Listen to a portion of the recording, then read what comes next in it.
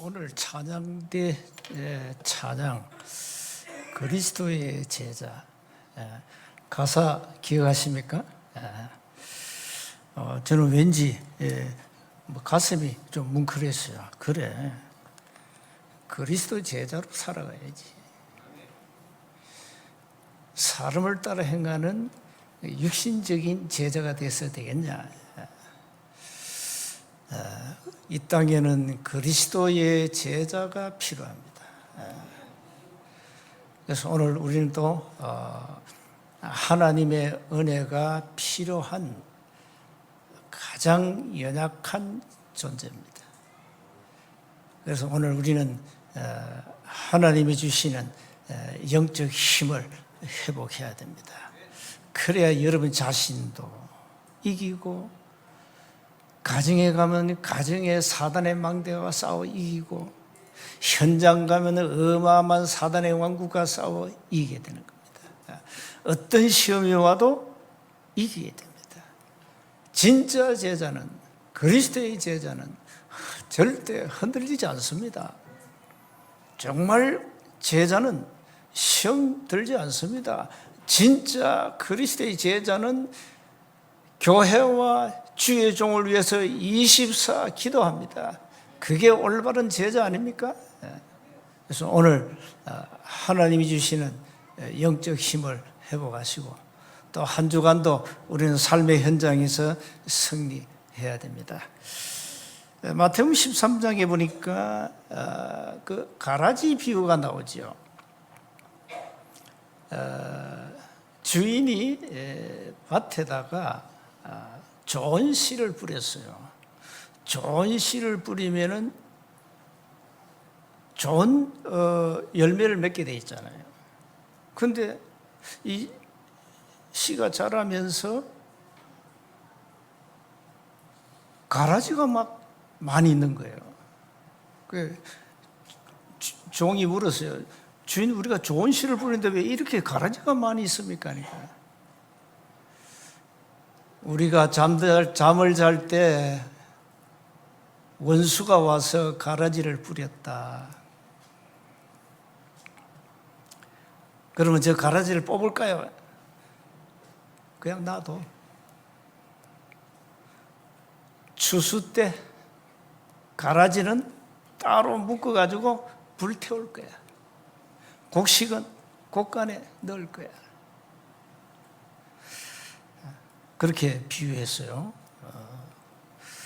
이 좋은 씨를 뿌린 이는 인자요 그랬어요. 주님이 뿌렸다 이 말이에요. 밭은 세상이다. 좋은 씨는 천국의 자녀들이요, 가라지는 악한 자의 아들이다 이랬어요. 그 가라지를 뿌린 원수는 마귀다 그랬어요.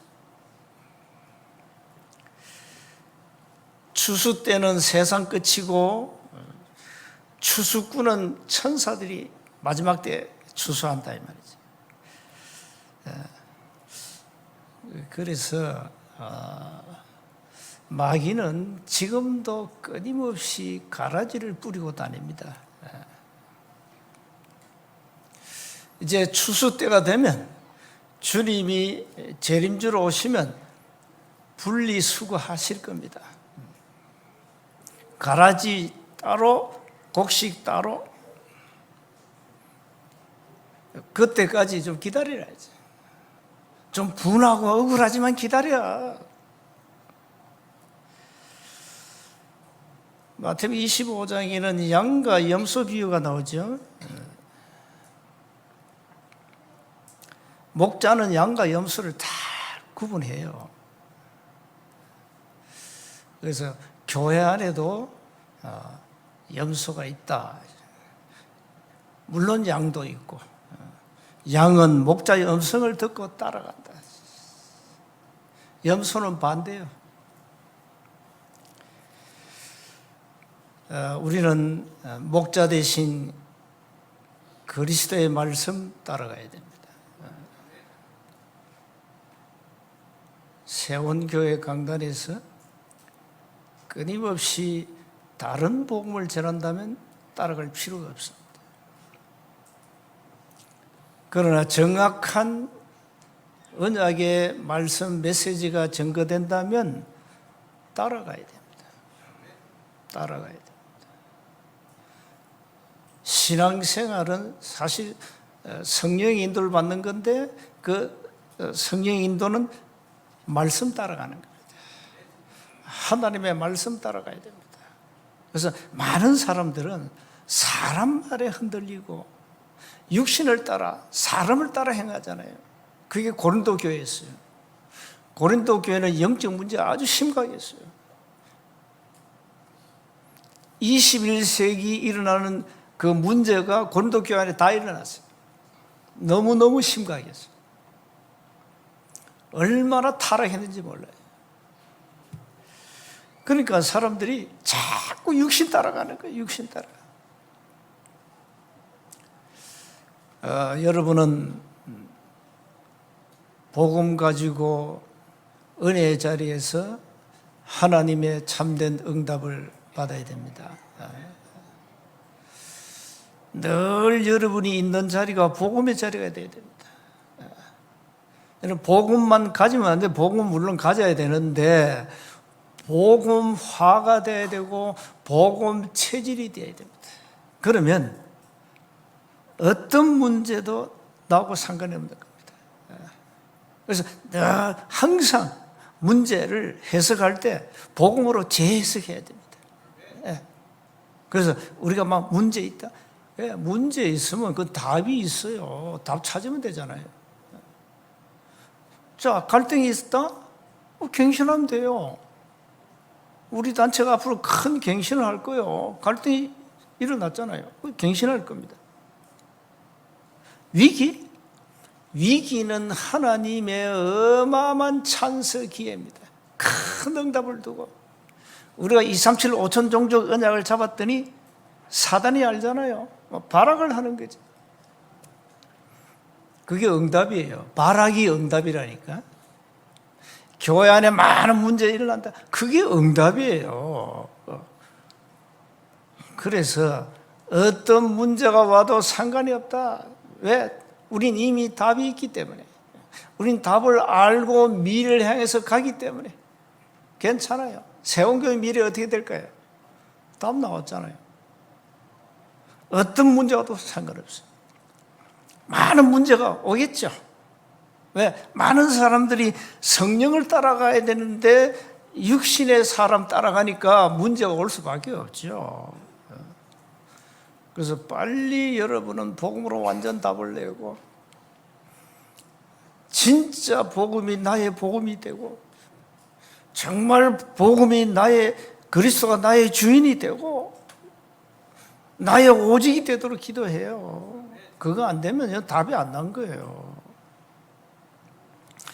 나는 그리스도 말고는 이 땅에서 필요한 것이 없다. 그 답이 나요. 왜 그렇습니까? 그리스도는 빌보 3장 8절에 지식 중에 최고의 지식이라 했어요. 골로새서 2장 2절 3절에 그리스도 안에는 하나님 비밀이 그리스도인데 그 안에는 지혜, 지식, 부하가 감춰져 있다. 감춰져 있습니다. 우린 다 이미 얻었습니다. 하나님의 영원한 기업 속에 우린 이미 들어가 있습니다. 망할 자격이 없어요. 그게 하나님의 자녀된 신분이에요. 뭐 자꾸 염려하는데 염려하지 말라 그랬잖아요. 너희 염려를 다 주께 맡겨버리라. 염려하면 베드로전서 5장 8절 되버린다. 우는 사자처럼 두루 다니며 이 마귀의 놈이 찼습니다. 얼마나 좋아하겠어요. 마귀하고 친하려면 늘 24 염려하세요. 그럼 굉장히 친해집니다. 우리의 원수 마귀는 우리가 친할 존재가 아니에요. 우리의 원수, 우리의 대적자라니까요. 여러분의 가정을 사실 누가 무너뜨립니까? 우리의 원수 마귀 아닙니까? 자, 그래서 오늘 본문 내용은 사람이 무엇으로 심든지 7절에 그대로 거두리라 그랬어요. 그래서 성령의 사람은 성령의 일을 하게 돼 있습니다.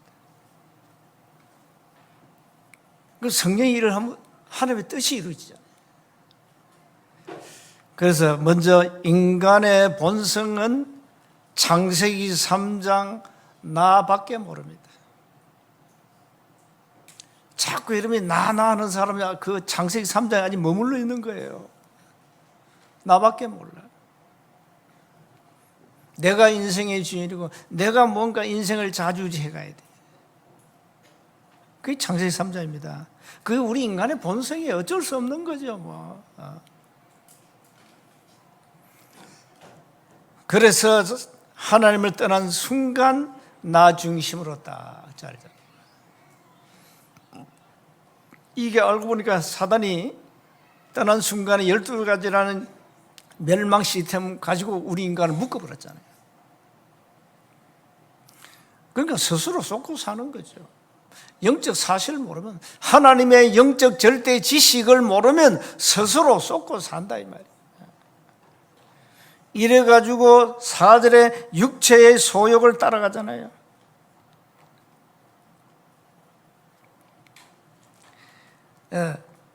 이 5장 16절에 내가 이르노니 너희는 성령을 따라 행하라. 그리하면 육체의 욕심을 이루지 아니하리라.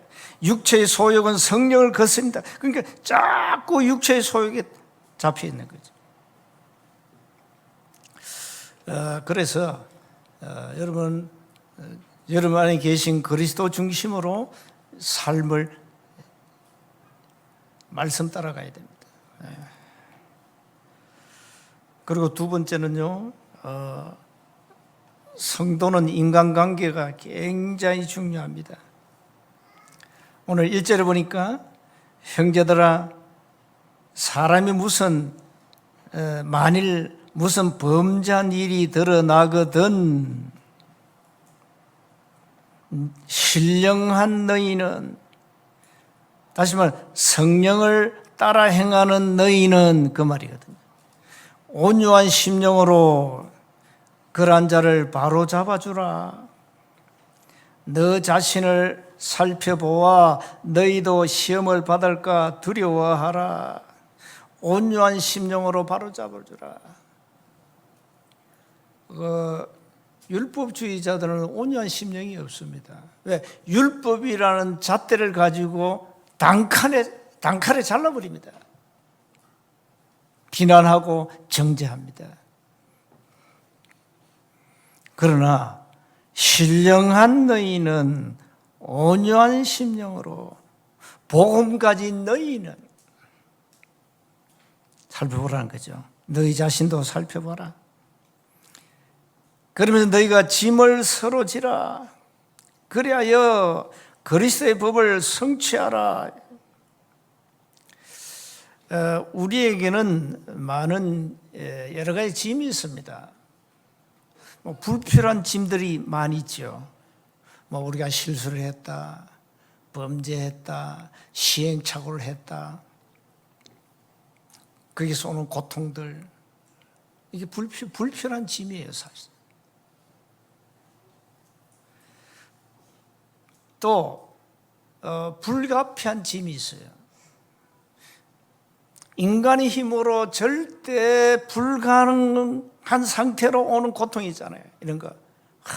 이건 절대 인간의 힘으로 도저히 해결도 안 되는 이런 고통들. 바울은 자발적인 짐을 짓잖아요. 자기 자신을 죽이고 그리스도의 사랑을 실천하기 위해서 타인의 고통을 적극적으로 같이 나누고, 이런 자발적인 짐입니다. 이런 여러 가지 짐을 우린 지고 가는 거죠. 그래서 성도는 요한복음 14장 26절에 성령의 인도를 받아라. 이 짐이란 게 여러 가지 시련, 고통, 어려움들이죠. 우리가 이런 짐이 많아요. 인생 살아가면서. 여러분 일단 가정에 묵은 짐이 있죠. 경제적인 부분, 뭐 부부간의 갈등, 자녀들 문제, 뭐 이런 거 많잖아요. 이런 짐을 우리가 지고 가는 겁니다. 그런데 4절은 자기를 살피고 이러죠. 자기를 살펴라. 기만하지 말라. 이게 자기 자신을 기만하지 말고 자기를 살펴라. 너 자신을 알라 이 말이죠.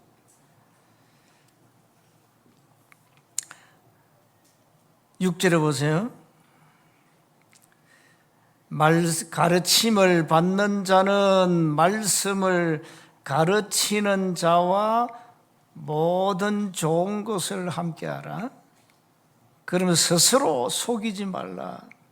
하나님은 업신여김을 받지 아니하시나니 사람이 무엇으로 심든지 그대로 거두리라.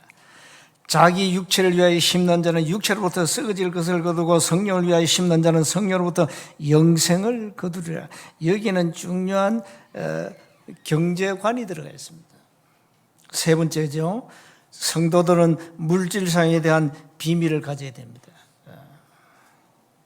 여기 모든 좋은 것을 함께하라. 이 안에 다 들어가 있네요. 여기 물질, 경제, 뭐 헌금 이 모든 것입니다. 그래서 여러분이 어떤 한계를 벗어나야 되는데 그 한계 중에 한계가 여러분 신앙생활 하면서 오는 한계 하나 있어요. 말은 안 해. 말은 안 하면서 내적으로 굉장한 어떤 심적 부담을 가지고 있어요. 그래서 그것 때문에 많은 사람들이 시험들이 뭡니까? 헌금 아닙니까?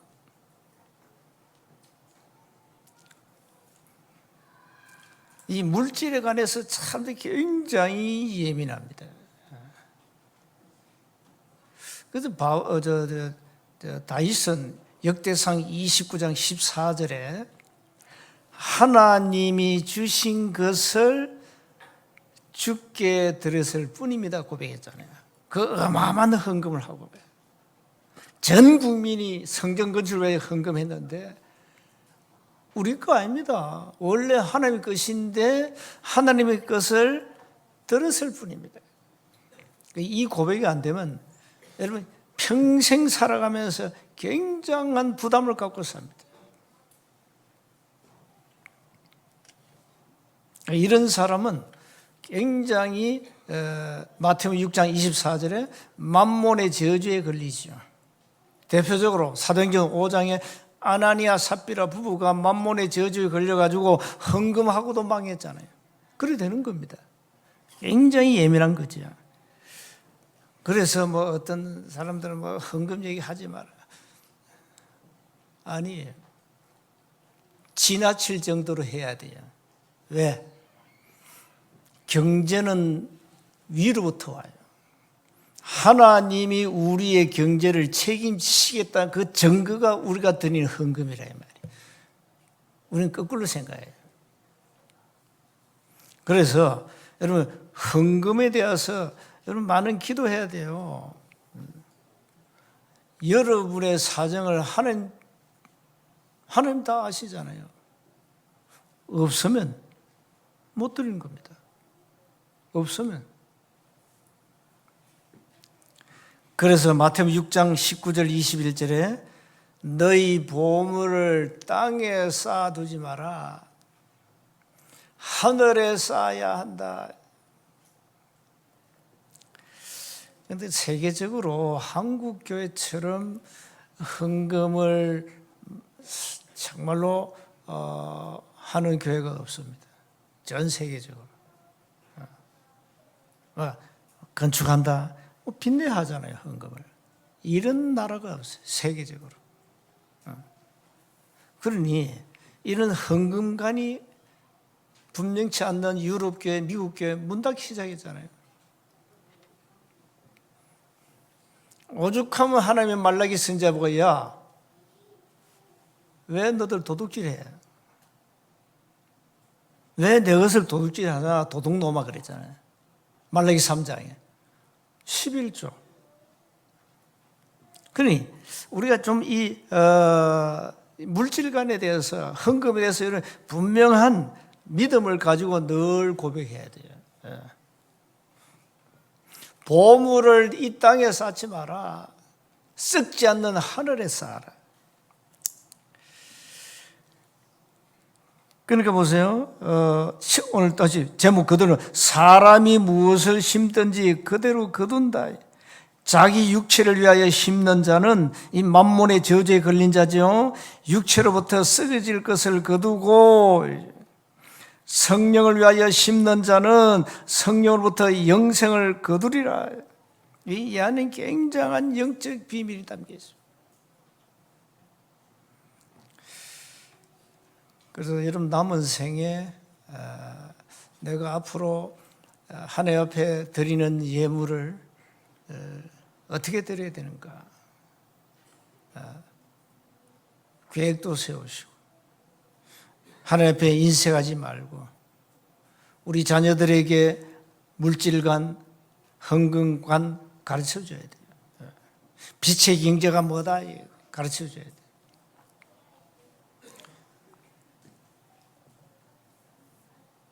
구절에 우리가 선을 행하되 낙심하지 말지니 포기하지 아니하면 때가 이름에 거두리라. 그러므로 우리는 기에 있는 대로 모든 이에게 착한 일을 하되 더욱 믿음의 가정들에게 할지니라.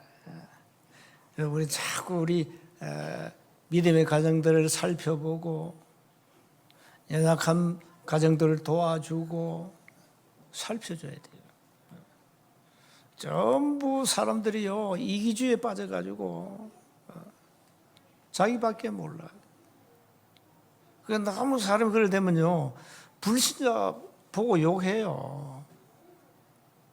신자들 참 독하다면서. 뭐가 독하냐? 너무 여러 이익 따진다고. 교회 올 때 택시비 얼마 나옵니까? 한 8,200원 나오면 그 10,000원 주세요. 뭐 잔돈 받지 말고. 우리 집 사람이 공항에서 뭐 집에 올 때 뭐 7,000원 얼마 나온대. 10,000원 주라, 10,000원. 카드 끊지 말고 10,000원 주라. 또 거기 있는 사람 공항에 택시 한 몇 시간씩 기다려요. 손님 태우려고. 근데 딸랑 정촌까지 온다? 싫어한대요. 택시 타고 욕먹어. 너무 따지지 말아요. 우리는 너무 따져. 또 남을 위한 배려도 없어요. 신자들이 독해요. 그 욕먹는 거예요.